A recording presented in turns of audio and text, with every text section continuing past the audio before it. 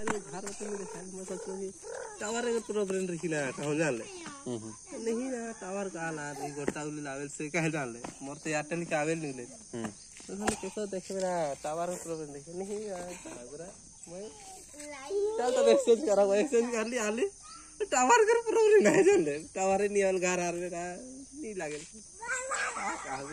नहीं जा आ कुकुर से भूभू करबो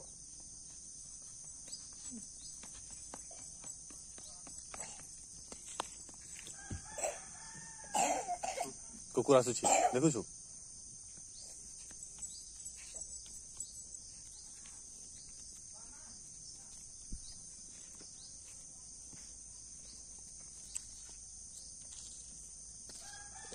सर घुराए थी